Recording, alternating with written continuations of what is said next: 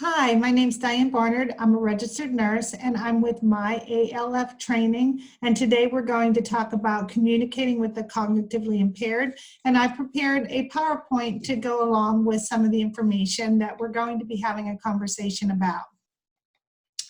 So communicating with the cognitively impaired. The first thing that we need to know or maybe discuss are some of the purpose of the course or the objectives. And my goal for this conversation or course would be for the learner to list some conditions that may have cognitive impairment, describe communication challenges of the cognitively impaired, to list 3 different types of communication, to identify 3 barriers to effective communication, and to describe ways of improving communication with cognitively impaired individuals in the workplace setting.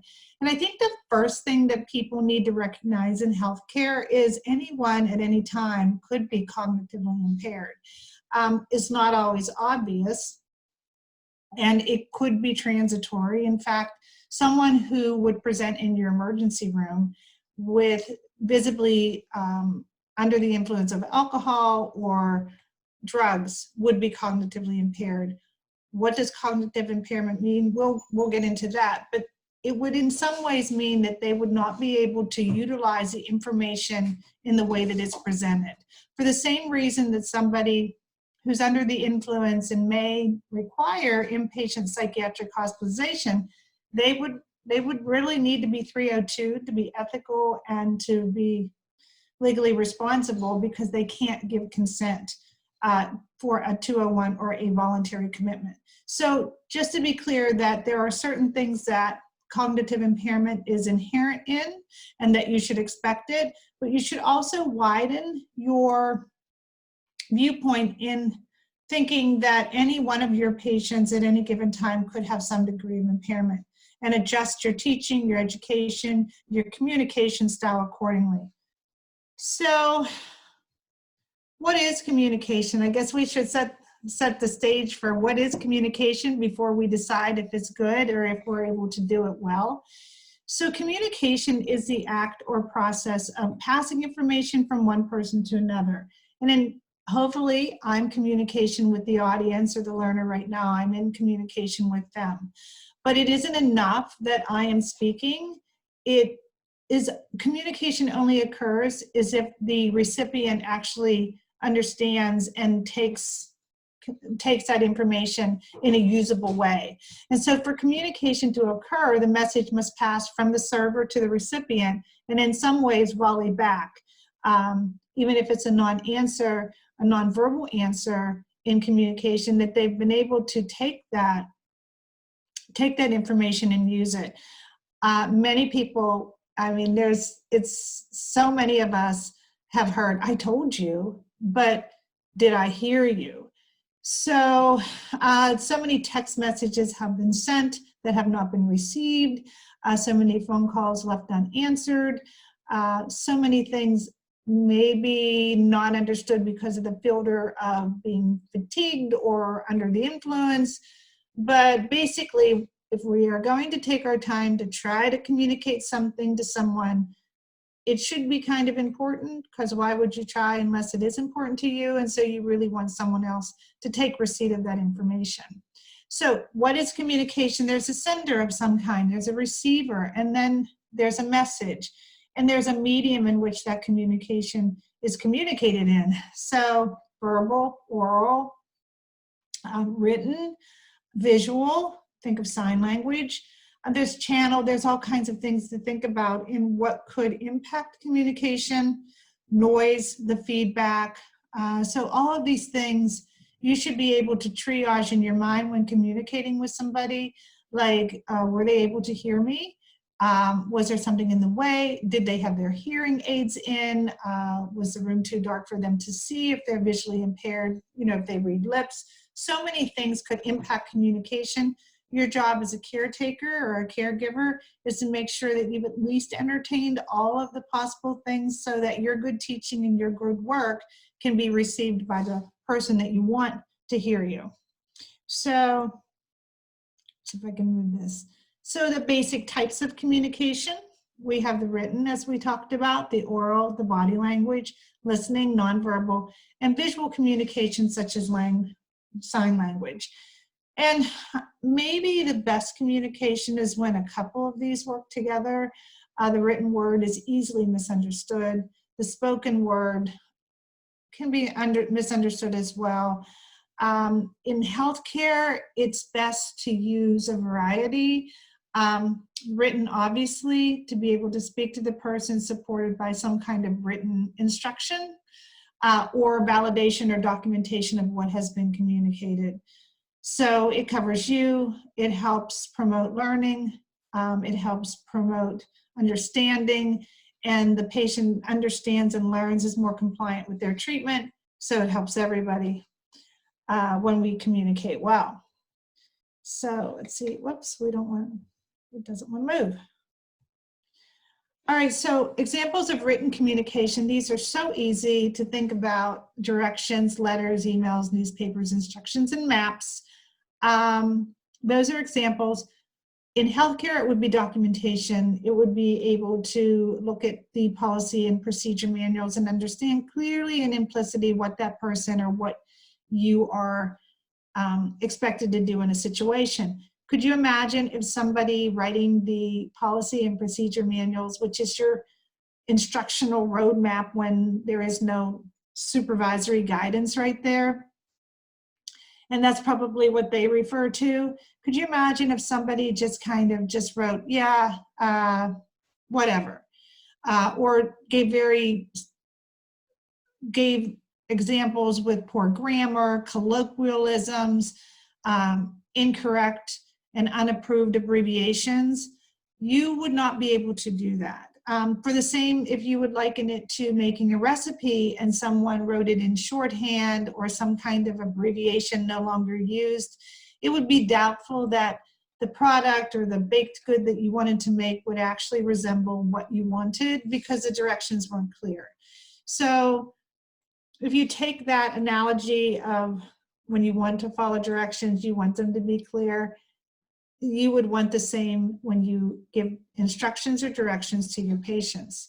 Have you filled in all the missing pieces? Lots of times in communication, there's a lot of assumptions that are made. And the one time that you should not have assumptions is that, does your patient did you just gloss over some detail that is very, very important?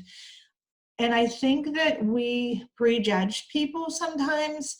In healthcare, we may work with a lawyer and we assume, because of their high degree of education, that they will be very good and they really don't need education on antibiotics. We assume a lot. I once was a visiting nurse and I had someone who was highly educated who was on antibiotics, and he was not, it wasn't doing what it should have been, and it should have. So I asked him to show me how he took his 3 times a day. And he dumped 3 out and took them all at once. And in his mind, 3 in the morning was the same as 3 times a day. So by showing me, he explained to me that he had a knowledge deficit that I certainly could explain, instruct, and communicate how to correct and improve his outcomes. And so I think that when he certainly wasn't cognitively impaired, but that's just an example of how very precise and clear communication is communication that's adapted to the situation and examines all possibilities of how it might break down. All right. Written communication, so we know that it's an exchange of information from sender and receiver, and hopefully back in some way. If you send a letter or card, you're hoping that somebody will call you and say they got it. Written information, as in instructions, must be clear, concise, and in a language that the patient can understand. So cognitively impaired, we're doing cognitively impaired. We should probably talk about just communicatively impaired. Someone that didn't speak English as a native language, but speaks very clearly and has a very good working knowledge of the language, still may not understand colloquialism, slang, And so communication could break down. Your written instructions are not understood completely by the recipient.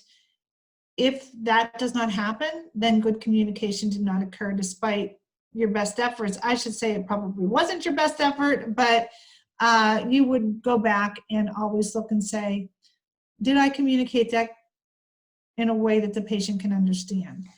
And maybe sometimes you didn't, or you have to come up with another way. So oral communication, it's so easy to be misunderstood with oral communication. I always think of that game of telephone when I was a kid and you'd whisper something in someone's ear and you'd say Red Lobster, and at the end of the telephone they'd say garbage hopper, something, you know, it just doesn't translate. Every time somebody repeats something, they add a little, they take a little away. It really isn't exactly the way you wanted it to be. So there are times that that's your only recourse, is to communicate in oral form. And I believe that I have a slide later on how to do that well. But in healthcare, I think that in addition to oral communication, it should always be supported with some type of written documentation. If it's important enough to say, if it's important enough to communicate, it's important enough to write down. And also in oral communication, the breakdown simply isn't always with the words that somebody chooses. It could be the noise level. It could be they're very distracted. They could be medicated, tired, in grief. So many things cloud our ability to understand what is being said to us. So in that regard, we try the best to be clear, concise, direct, kind, always kind in everything, but and support it with some type of written communication.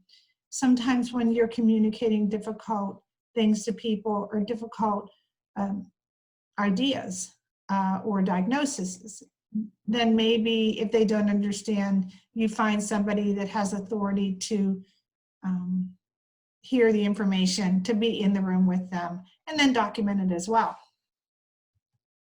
So singing, there's my accent. Examples of oral and verbal communication: speaking, singing, TV, radio. Speaking, of course, speaks for itself. Singing, a lot of people, a lot of history, they come down through folk music. That's a way of communicating. We sing to our babies to soothe them. There are so many ways that people sing. And also sometimes people that have difficulty with communication may need to sing. Before I was a nurse, I was a speech therapist, and I remember people with very difficult time stuttering. Sometimes we would have them sing because for some reason it bypassed whatever the part of the brain that made them stutter, and they were able to say what they needed if they either adopted a different type of accent or maybe sang. I think Jim Neighbors, if anyone remembers Gomer Powell, he was he stuttered very badly and he sang very beautifully. So sometimes when people sing things to you, maybe it's not odd, maybe that's the way that they can understand, or maybe that's the way they communicate. TV, of course, is a way of receiving oral communication, and radio as well. So listening is such a big part of communicating with the cognitively impaired or any of your patients. For a patient to be a patient, it's almost implicit that there is an impairment in some way, or they would not be dependent on you for some type of service.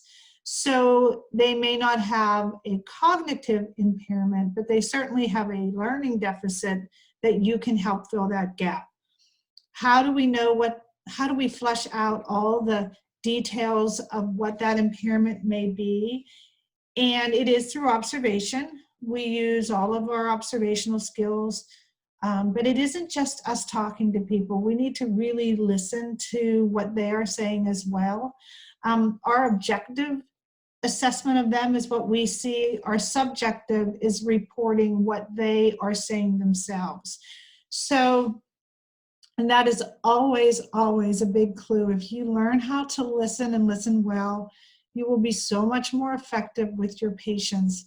I used to work with a fantastic psychiatrist that when I said, I'm not really sure, doc, what's happening, and he used to say to me, go back and do the history again and listen this time.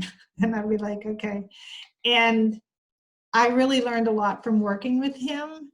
And I learned a lot about listening and really listening for what the person is saying and what they're not saying in order to help them get the care that they need.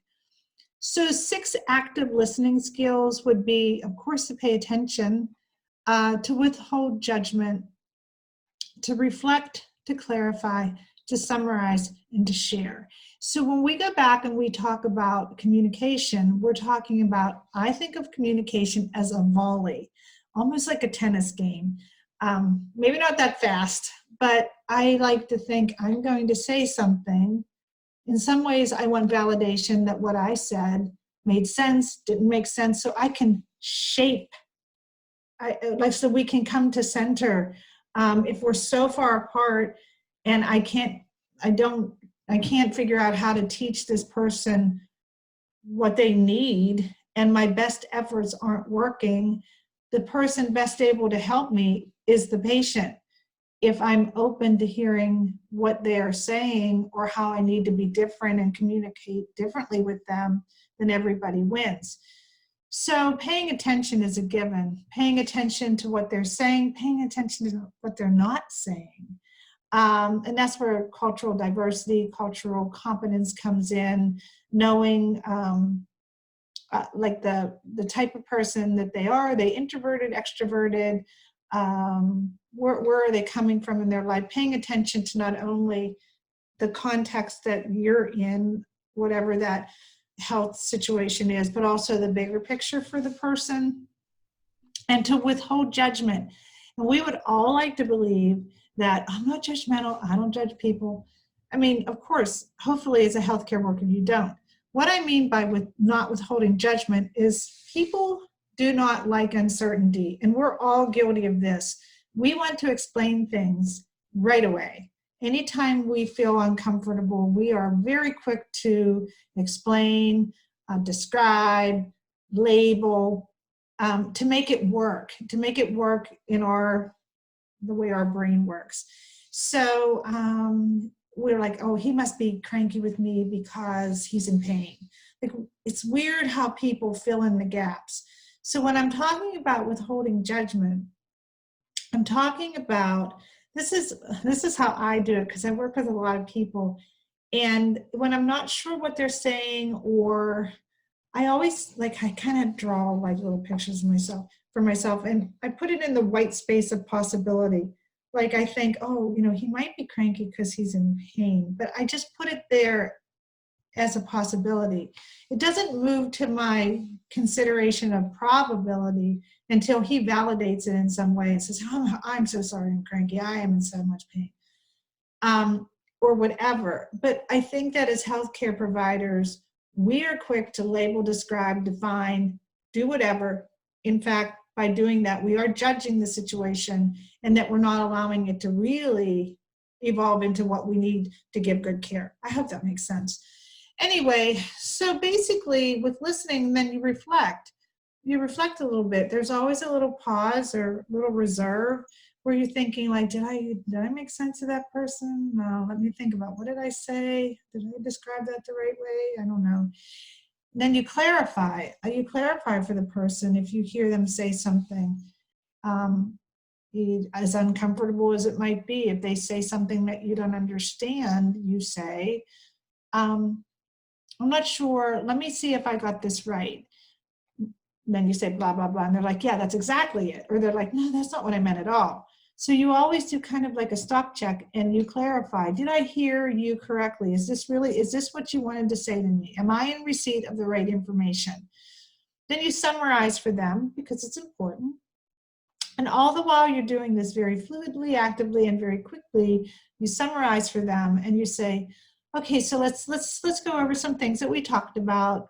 You said that you were really had some difficult pain. It's like a scale of 3. It hurts worse when you get up. Is that right? And you're taking some Tylenol maybe 16 times a day. Did I hear you correctly? You take it that often? And they're like, oh, I just handfuls. So you get all this information and you clarify, and then you share your opinions, or you do whatever back and forth. That's active listening. So I hope that makes sense to you. It isn't just, I heard him say, it's listening, or two people, speaker, a listener, somebody. There's sharing information in both ways, just like in communication. I gotta go faster or I'll run out of time. So nonverbal communication. So there are lots of ways to have nonverbal communication. Laughing, ways of talking, the stress on the words, posture, slouching, appearance, head movements like nodding. If you ever noticed when somebody's listening to you or you're in a big room, you can look around right away and you can tell in like 2 seconds who's actually listening, or if you're on stage. You know exactly who your audience is. They lean forward. They got some pretty good eye contact going. They usually don't have their arms across. They're actually pretty invested, and it's very clear. And eye movements, winking, rolling your eyes is a big one. Everyone knows that. Facial expressions. A smile is a universal way of saying hello, and it's a very nice way of being open, like, hey, I'm approachable, I'm friendly. And I think we all know that intuitively. The nonverbal communication, now this is where culture, understanding your patients, being super aware of yourself as well as your patient needs, this is a little more nuanced, but just as important. Like, it doesn't matter that you're laughing, remembering some clip from a sitcom this morning. If your patient, let's say you're walking past a patient's room and you're like, ha, ha, ha, and they're very, very super sensitive because they lost all their hair or perhaps have a terrible wound that they're like very sensitive about. And you're walking past without explanation and laughing about something, that might be communicating something to them that you have no idea you're communicating, and you really never ever intended to communicate that. But what they receive from that situation is that maybe you're making fun of me, maybe I'm unattractive, maybe you have no idea what they're thinking. So we communicate to everybody and just everywhere with everything we do, even if we don't know we're doing it. So just to be able to be self-aware and to understand like what your patterns are or whatever could impact other people. The other thing, and just be so aware of just like, I think there's no place for sarcasm in healthcare. We live in a very witty repertoire type environment. I mean, even our sitcoms, our children's shows are all one-liners, snappy answers to stupid questions like old Mad magazines, but there's no place for that in healthcare, really and truly. If I could emphasize that for anyone, not in the cognitively impaired, that maybe not, they don't translate humor as much as someone else, but really it doesn't really fit. If it would hurt one person, then it's one time too many. And the other thing I wanted to say about closeness, invading someone's space, particularly with the traditional cognitively impaired, respect is respect. And sometimes being too close and being too bold is culturally inappropriate and also very intimidating to other people. They may not be as willing to open up or talk to you if you're like really in their space, if it's intimidating. So self-awareness with your nonverbals is really a crucial part. So now we get to cognitive impairment. We went over this. Basically, cognitive impairment is a deficit in mental functioning. It can be short-term or long-term, acute or chronic. So basically, anybody could possibly be cognitively impaired. and it impairs their ability to express thoughts effectively or understand what is being said to them. And my little remember, I think I've said a couple times, but being a former speech therapist, I remember I worked with aphasia, and as a nurse, I worked with aphasia patients. And I think the most difficult aphasia patient to work with is somebody with expressive aphasia. So in a part of the brain that might be impacted by stroke or disease or something. Receptive is when you can't interpret the language that is coming in. The input is kind of skewed. So what I'm saying to you, it doesn't make any sense. Expressive aphasia is you know what you want to say, but that pathway from your brain and you knowing what you want to say in making speech is disconnected in some way. So they talk gibberish or nonsense. They want to say, I would like a ginger ale, please. And they're saying, the cat's in the garden again, you know, and it must be so frustrating. And that would be, even though they're talking incomplete sentences, they're, you know, it doesn't make any sense. That would be another thing someone would have to be very, very aware of. I always think of that. Like when I hear somebody say nonsense, I always pause because I had a patient that struggled with it so that I always think, what is she trying to tell me? Is there a different way, a different pathway we can take that she can get her communication needs met? Instead of just kind of people saying, what? You know, sometimes people aren't kind. I think the best thing you can do with the first thing for good communication is to start with the intention to be kind.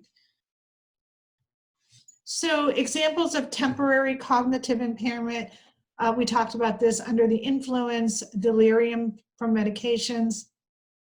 We probably will have a course on understanding the difference between delirium and dementia in the future. I think this is a really important one because people can have side effects from medication that make them very paranoid, very confused.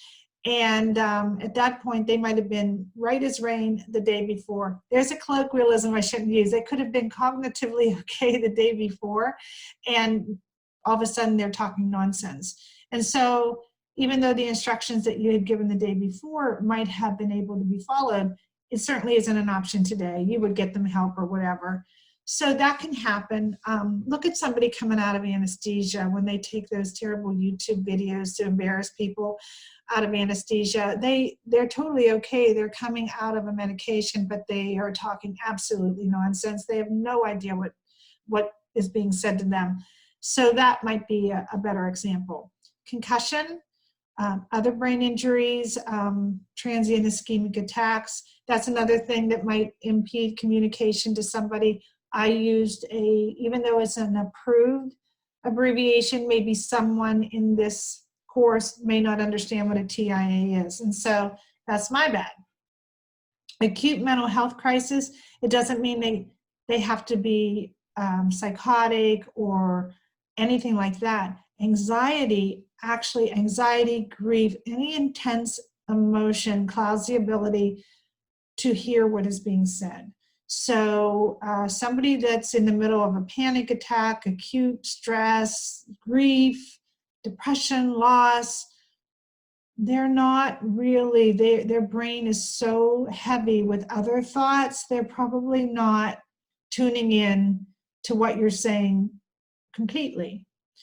Grief, I said exhaustion. I mean, how many people have made terrible decisions based on exhaustion? I often think of, or being stressed, of people that leave their kids in the car seats in the heat. I mean, the last thing that they would have ever wanted to do. And they probably spent their whole life trying to protect that child, but either exhaustion or stress or something else, they just weren't thinking. So developmentally disadvantaged, of course, that is obvious. I work with IDD kids, intellectually and developmentally disadvantaged kids. And I teach people all the time. I'm so surprised, even though I'm obviously chatty and talk a lot, not in a mental health crisis because I'm a board certified mental health nurse, and certainly not to IDD kids. And I can't believe how many people have come up to me and said, how come they listen to you? And I'm like, they said, they must like you. And I always say, I hope they like me. But I'm also, when they're in a behavior, I'm not, why don't you sit over there? I don't even understand why you're doing this. But I gave you a cookie. What do you want to do? I say, Sally, look at me. I need you to stop. We're going to sit. Things like that, like clear, one-step directions. I just made Sally up. There's really not a Sally, but you get the point. When people are when they need to hear what you have to say, you have to reduce, you have to kind of become very sparse in what you say and kind of give them a roadmap of what you need them to do. And when it's hidden in the chatter and clutter of long sentences, talking too fast, too many directions, one after another, it's just never going to work. And I think of it like if you had somewhere really important to go, and this was before you had GPS, that the phone told you where to go. Let's say your wife was having a baby and you had to get to a hospital that you didn't know, and you stopped for directions and you're all overwhelmed and you're so nervous, and somebody's saying you take a left on Schubert and a right on Foster, and then you go 2 stop signs and turn left where the Lincoln light is, where the Arby's used to be. You would never get there for the birth of your baby. Same thing. When you need probably written directions first, and you need clear, concise directions, just the facts in a way you can understand when really important information needs delivered in the time when somebody is all stressed out, or maybe IDD. Aphasia, as we talked about, stroke, kind of the same way. I always think about, always enter every exchange as if the person can understand you, and begin that exchange as if they can, and that they are, you speak honestly, authentically, kindly is that a word? You speak in a kind way, and you also don't talk like a baby, and you don't talk in sarcastic tones. You talk to people in the most respectful way that you can. In a stroke, in a coma, for an intellectually challenged child, brain injury, concussion, psychosis, it doesn't matter. This is a human being that deserves great communication in the kindest way possible, in a way they can understand. You don't have to look too far before you can find some kind of study, story, anecdotal evidence, or whatever about someone in a coma waking up and hearing everything that was said. So be aware of that, because somebody someday is going to hear something that you didn't mean them to hear, or interpret it in the wrong way. I'm trying to keep, so let's see, are we gonna, oh, I don't back it down. Okay, so cognitive impairment isn't always obvious.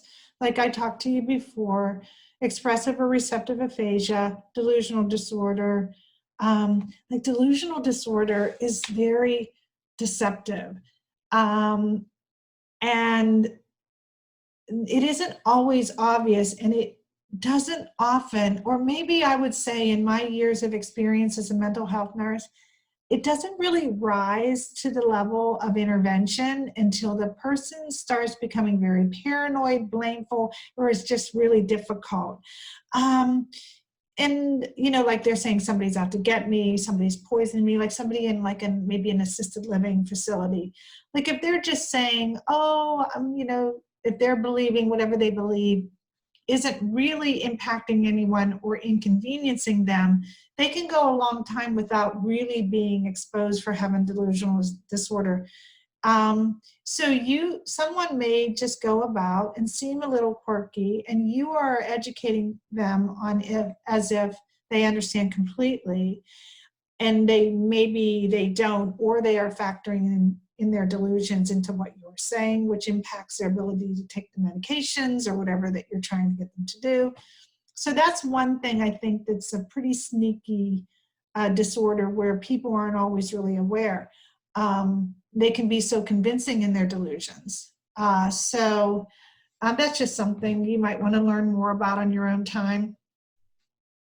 So another way of being very good at communicating, it's not always possible, is to know your patient so well that you know what the norm is and when it veers from the abnormal.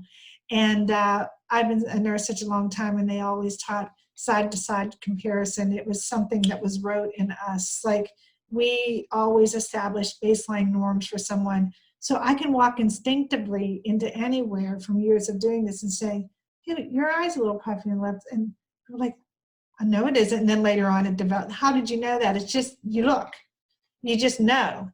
And then so it just makes your life a little easier if you know what your patient's routines and the way they behave in certain situations or the way they understand. If for some reason it is skewed or different, that's probably important to know. And then you lean forward in curiosity and you think, okay, I'm going to bracket this little bit of information I'm looking at, and I'm going to look at it with interest. I'm not going to define it or judge it, but it's different, and I think that is worth paying attention to. And maybe that would be a way to communicate with them, like, how are you feeling? I notice this is a little bit different. When you're seeking clarification, you could do that in that situation. Okay, corrupted communication. We talked about the game of telephone, and corrupted communication is anytime there is a breakdown in the circuitry of the communication. So the game of telephone is very obvious. I say something, down the line they get something totally different. But corrupted communication is also communication that does not get to where you want it to go. So let's say you know that there were no they need batteries in their fire alarms. And you're like, okay, I'm going to call the daughter, and I am going to just leave a message because, so she doesn't have to run out here today. So you leave a message, but the daughter, she lost that 3 weeks ago. And so you reported it and you documented it in her elderly mother's communication log. And you're like, oh, pick up batteries when you get a chance. So you've done what you think you have done, and you really have done everything right, except for it never volleyed back to you. You never understood if anyone ever took receipt of that information. That is corrupted communication. It stopped. What you intended to have happen did not, because sometimes if it's important enough to communicate, it is important enough to check to see if the communication was received. Now, after you know somebody has it, there's only so much you can do. But at the very minimum, you should check to see, did the right person get the right information at the right time? And if you can answer those questions, your communication is far superior than most. Okay, so tips for effective communication. So communicate relentlessly, simplify and be direct, listen and encourage input, illustrate through stories, and affirm with actions. So since we are talking about the communicatively and cognitively impaired, I know with the kids that I work with, they don't understand a lot of words. They do enough. I see the biggest problem is a lot of the caregivers say, they know what I'm saying. And I'm like, well, how do you know that? And there's always kind of like, if the child's having a behavior, they're like, well, they understand what I'm saying and they won't comply. But there's really no volley back. There's no way for that child to tell you that he knows, really.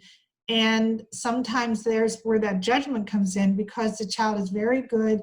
If you say, give me the pen, to the pen and give me, are you done eating?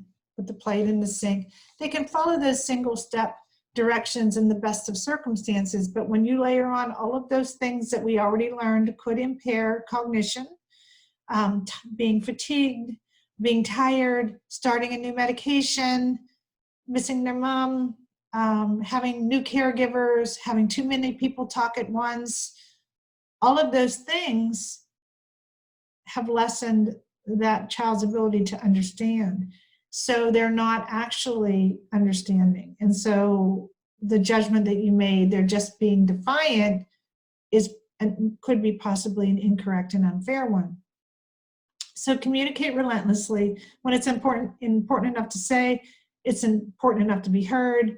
It's not enough to say, hey, listen, I tried to tell you. If you think your patient's at risk or you think that wound's getting bigger, and you tell 3 people and they're like, she's had the wound for a week. The doc's coming tomorrow. And you're like, I don't know, my gut instinct is like, there's just something not right with it now. Then follow your gut, do the right thing for yourself and your patient, and find the 4th person to tell until you are heard. Once you're heard by the right person, I mean, you could be heard by, I don't know, overheard by a visitor in the lobby. That's not being heard. Heard by the right person that has the power and control to do something about it, and they have effective receipt of that information, then you have communicated relentlessly. You have been able to do what you are paid to do, and that you have actually an ethical responsibility to do. Simplify and be direct. Just like when I talk to that child that can't hear, when I say, Sally, we're going to sit. And then we do it. I do one thing at a time. I don't say, Sally, as soon as I'm going to turn off the TV, then we're going to sit down, then we're going to have lunch, and we're going to sit. I don't give multiple step directions. I may do that. That might be a goal for something later when we're playing, but not when it's really important for her to follow if I'm doing something. I make it easy for her to understand and easy for her to comply. Listen and encourage input. You always want to know what they're saying. You always want, and their input isn't always verbal. We already learned all those communication techniques. The input will be nonverbal, all of them, body language, the way, how close they stand to you or whatever. You're listening to their words, you're listening to what they say, but you're also asking them to show you as well. When I was listening to the lawyer who was taking the antibiotics incorrectly, he's like, I'm taking 3 a day. I'm like, it can't be. Like, show me, without any judgment, like, hey, that's what my job is to help you understand. There's no judgment there. We're going to work this out. I saw instinctively when he showed me. So I had kind of I couldn't really hear him, but I could see what he meant. So illustrate through stories with intellectually disadvantaged children and cognitively impaired children. We do, or even adults. We do a lot of social stories, which really help them understand. If something difficult is coming, we will, and we don't know how to explain. We make a storyboard, and let's say it's blood work. We will make a storyboard, and we will say, okay, Sally, poor Sally, Sally, tomorrow we are not eating breakfast. We're going to see this person. And then they're like, you make a picture of a person in a white coat, like a lab person. And then they're going to get blood, and it might pinch. And then afterwards, we're going to go eat donuts, whatever you're going to do. But so they know, when you go to a new school, when you move their bed, when you change anything in their environment and they don't understand and it could be scary for them, they might need a very short story in pictures to help them understand. We're not talking about writing a novel. We're talking about taking the time to do what is necessary to communicate the right information to the patient at the right time so they know what's happening in their own lives as they have the right to do. Universal facial expressions. I always think like your face is universal. If you would go to a airport, and let's say something terrible was happening and you really needed help, you lost your luggage, you lost your wallet, you lost your child, you could scan, and that you didn't speak the language of anyone there. You could scan that environment, and other than having someone in a uniform or a worker, you would be able to kind of know who you probably would go towards. You probably wouldn't go to the cranky guy with his arms crossed, or the mad one, or the one like this that looked afraid of you as you were like, ah. You would go to somebody who was smiling, interested, curious, non-judgmental faces. You would pick that person. Same with someone that doesn't understand what you're saying. The way people look, their facial expressions, this is communicating things. So if you walk into your cognitively impaired patient's room and you're miserable, they read that fluently. They read emotional language and facial expressions fluently. It's a way they've learned to negotiate their environment. So be careful and check yourself. If you consistently are sour-faced, you are impacting patient care. It doesn't matter how skilled you are at doing whatever you do. There's an emotional component of patient care that's essential for really good outcomes. Nobody wants to be stressed. Nobody wants to be sick. Nobody wants to be dependent on anyone, really. So it doesn't matter how bad your day is, you have to learn to check that at the door when you walk into somebody's room, because they deserve that. So first, understand your own communication style, I guess, when we talk about it. Are you a loud talker, low talker, fast talker? And I don't know what I put over there because I'm blocking myself out with my picture. Do you have an accent? Yes, I do. Do you use slang or colloquialisms? Yes, guilty. Do you use big words that aren't necessary? Guilty. I really work on that. But if I'm being transparent and authentic with you, is yes, I've not actually 100% worked those things out yet. Are you aware of your own body language? I think I've learned to be very good with, I think I've learned to be very good with that with the children that I work with. I believe that I am good with that and have worked out my kinks because of the way they respond to me now. So I think that I have developed a little bit of a skill in that direction because I consistently have been able to be effective. So that's how I judge if I'm effective in my communication style with kids. Do they seem to lean forward to me? Do they seem to trust me?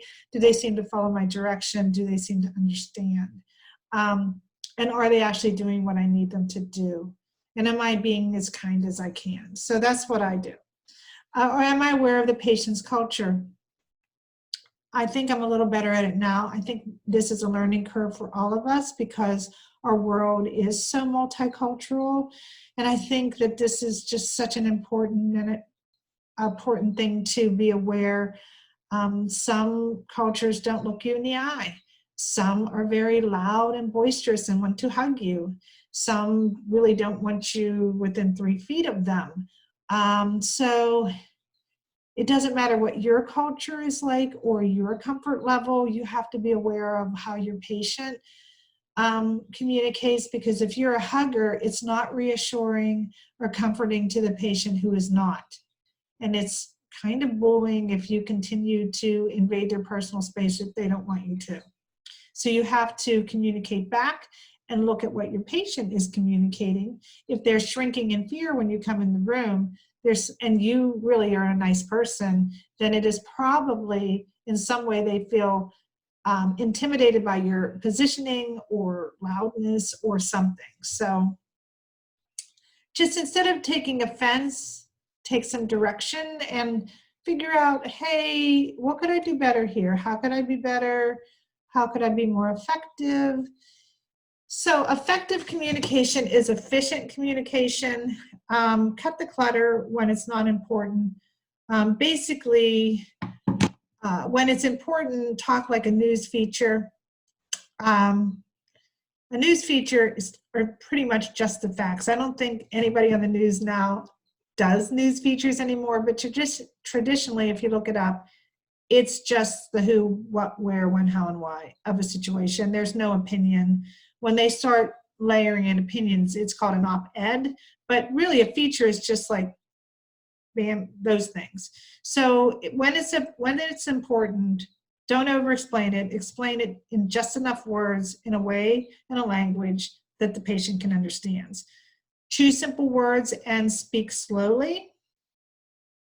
So when you go in, you're not talking cholecystectomies. They're like, what do I have? I remember a long time ago going into a patient's room, and the lady was so alarmed. And she's like, and I said, what's wrong? What's wrong? She goes, I have a disease. And I was like, well, I think she was for blood work and something. I forget what it was, but she was in a room, and I was like, oh. And she says, I have an ecchymosis. She goes, I have no idea what it is. I'm so concerned. I need to call my husband. And I was like, well, she had a little bit of a bruise from the blood draw. And so in her work, like the lab girl just said, oh, there's a little ecchymosis. Don't be worried about that, you know. But those words were so terrifying. And she just didn't know. And that is a pretty scary word if you listen to it. So use a calm demeanor, be patient. Face the person, and if culturally appropriate, give good eye contact. And we talked about being culturally appropriate. I think some Asian cultures they don't give a lot of eye contact. I could be wrong about that, but every culture has nuanced differences of the way they negotiate the world. And we need to be aware of that because we're in their world. We're actually work for them in their world. Even though they come to our hospital or our unit, we have jobs because of them. We are working for them in a way. So beware of your body positioning spelled incorrectly. Avoid medical jargon and slang. The ecchymosis was a pretty good example about that. Communicate with a family member or caregiver and ask how the patient communicates best, particularly with a child, with an intellectually disabled child. Maybe you would, I always, when I go to doctor's appointments with them, because I go with all of my patients to the doctor, like I always try to write a whole thing beforehand, like what do they like, how are they best addressed, what is the best way to get a blood pressure. I try to do all that to optimize the appointment. Eliminate distractions like noise or TV. And make sure, like if someone is visually impaired, not blind, but like needs a lot of light so they can see your lips move, they can see your face. It must be very scary to see someone talking to you in the shadows. If they have hearing aids, please put them in. If they have a communication board, that should be with them at all times. That it's unethical not to have a patient have their communication board, such as iPad or PECs. The little pictures sometimes are Velcroed, and a lot of people have moved on to iPads, but there are still kids that I work with that come with this kind of binder full of Velcro and individual, they have the plastic coating. And they just pull them out and they say bathroom, and without that they have no way to tell you what they need. And then their behaviors escalate because you're like, do you want to drink? What do you want to drink? What, you need to go to the bathroom? What is it that you need? And that starts an exchange that causes anxiety when really all they needed that book. That's why they have the book, to be able to pick that off and to show you what they need. And it is considered unethical not to have it with them at all times. And when you think about it, when you leave a patient's bedside, do they have what they need? Can they reach it? It doesn't matter if if they wear glasses and you put them in bed and they can't access those glasses because you put them on the bedstand across the way. So always be aware, what are some of the things that you're doing that may impede communication or the ability to communicate, even if it's not with you. So 7 C's of effective communication. So correctness, or is what you're saying true, fair, correct? Did you get enough data? Are you reporting something that is usable to someone? Clarity, conciseness, completeness, consideration, concreteness, and courtesy. What do I mean by concreteness? Again, with the news, I think they write newspapers at the level of the 5th grade reader. They kind of just make sure that anything they say pretty much, they're not dumbing it down. 5th graders are pretty smart. But they're not really writing at a college or collegiate level. They're writing in a way that anybody that picks up that newspaper with a 5th grade education can get the point, which is the whole point of a newspaper. They want people to know things. So concreteness is mostly being able to say something very plainly, clearly, factual. There's not a lot of analogies being used. It's just pretty much everybody gets the same information. And that's a really good thing. And you always want to be courteous. I like to put the K in there, which is you want to be kind. So keep it simple. I want to make sure that I'm not going over. If possible, like I said before, and I hope that resonates with you, teach one thing at a time.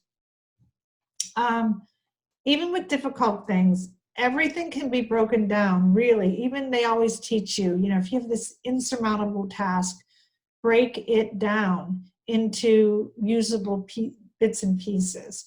And so you just teach one thing at a time, say one thing at a time.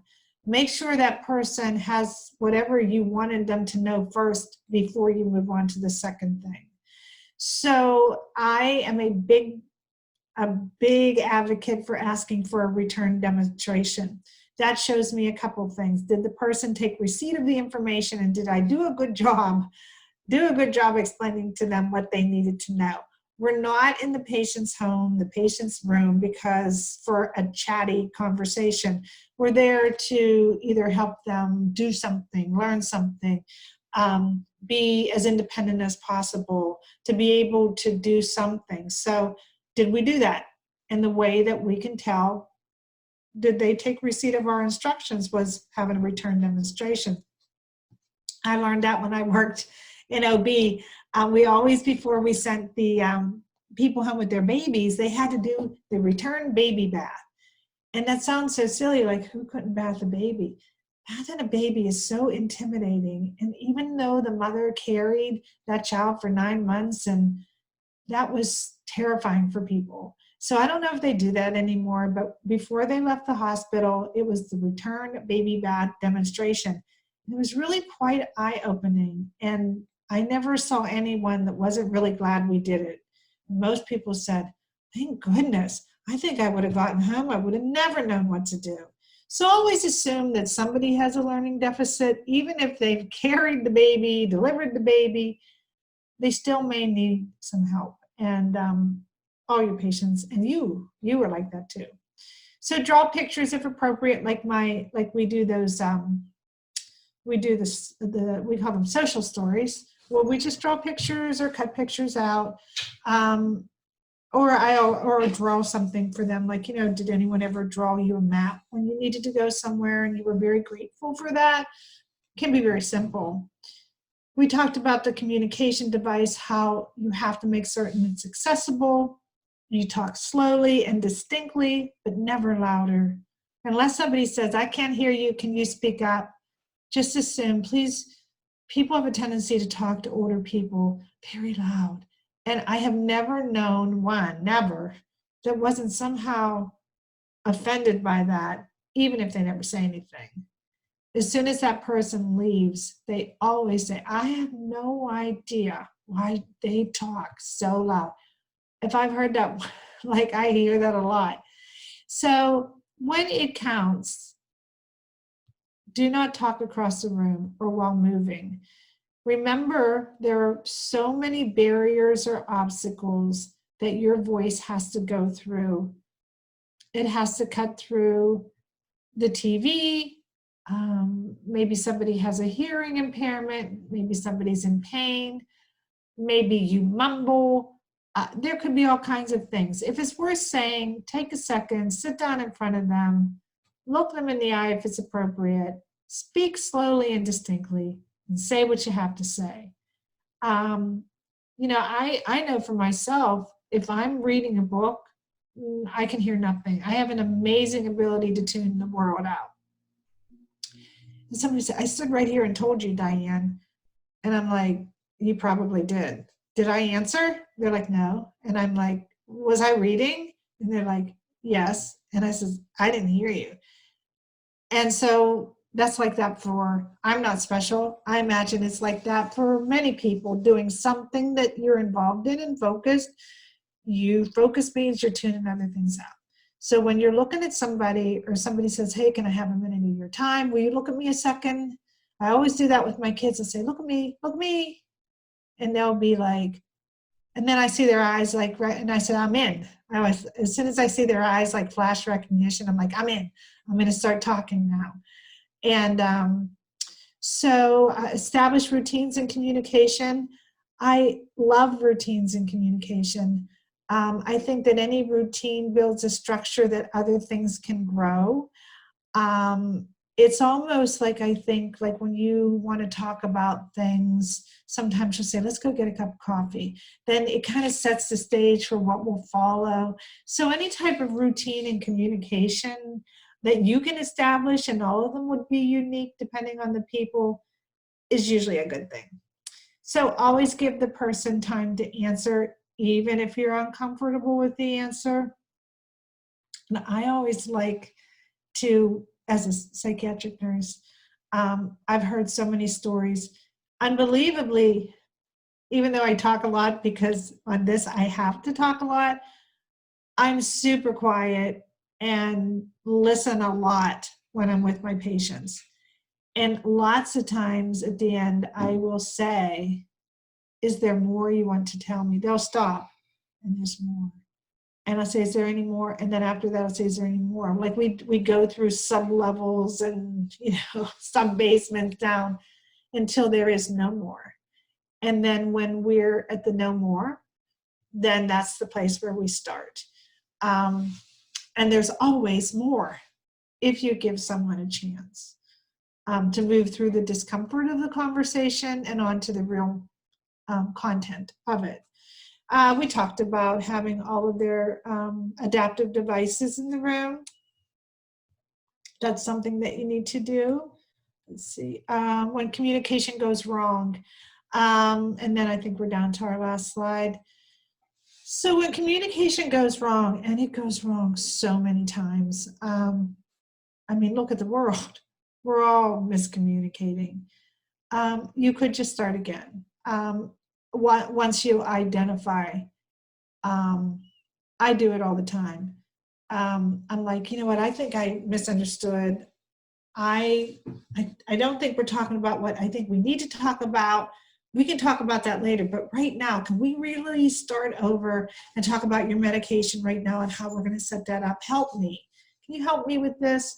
And then I kind of redirect it and start back. Like if I think I'm way down, off track, I'll try to just start again, saying, okay, we're clearing the slate. Let's start again.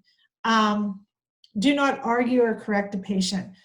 I can't imagine, and people are like, why would I do that? People do it all the time. They correct them. No, it's just our habit. And I don't know why we do that, but particularly like with a delusional or a dementia patient, first of all, this is usually their home that we're working here, and somehow it's their lives that we're working with. We are invited to be a part of their care. So we should always honor and respect that.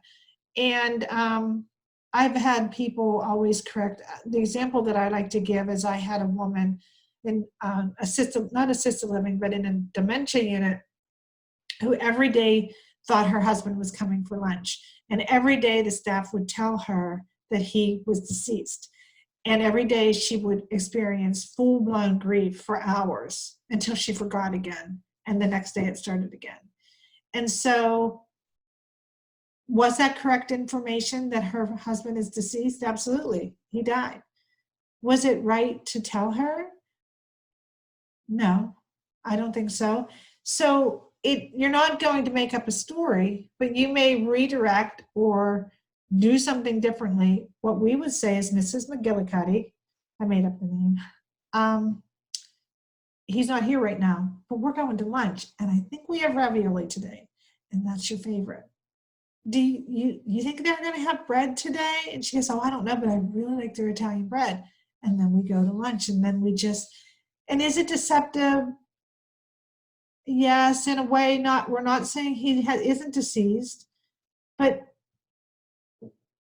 that was the best we could come. We want to not argue with her, certainly not cause the patient pain. And if she needed to have like more in-depth therapy or something, that's really not in our wheelhouse to do. We could say, you know, Mrs. McGillicuddy really thinks her husband's alive.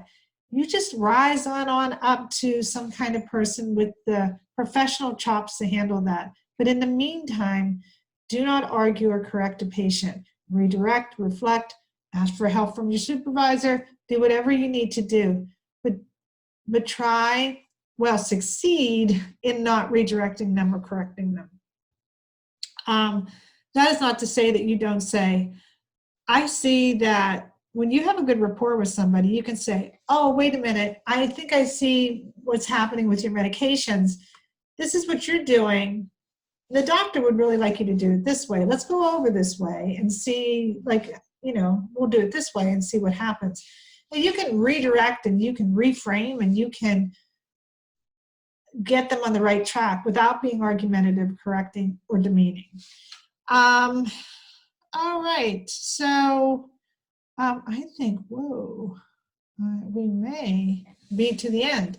So we can all be better communicators in work and life. Every day is being a psychiatric nurse or working with people is just an absolute challenge for me. And I know it is for everybody, because I just know that some tricks that I have learned is to listen with the intent to understand and not to respond. To keep learning, to keep listening, to keep calm, and to lean forward in curiosity and interest in every conversation, because you never know who is going to absolutely change your life with some type of information. Even the most demented person, like, can provide insight and some kind of spark for you, some kind of aha moment. Every human being yearns to be heard, and every human being has something to say. And when we start with that premise, then we all win, I think, because we should never discount each other. Not because someone doesn't speak English as a first language. I always saw the meme, well, they speak 2 languages. And I think, you know what, you're right. You know, they're an upgrade from, I don't speak 2 languages very well. So, or I really can't communicate that well with them. So, you know, reserve judgment and really look at the possibility of what you can learn from someone and how you can communicate with them, and just toss all that judgment out the window. And make sure that you're the worker that every patient hopes gets assigned to them, and that you're their voice, and that you, by being that voice, you provide fantastic patient outcomes, because your facility is better, your job is more secure, the patients are happier. Everything is better when we do our jobs the way we should do. And the basis of everything is communication. So on that note, I think it's a wrap, and I don't think I went very much over. So hopefully we'll see you the next time, and have a good day. See if I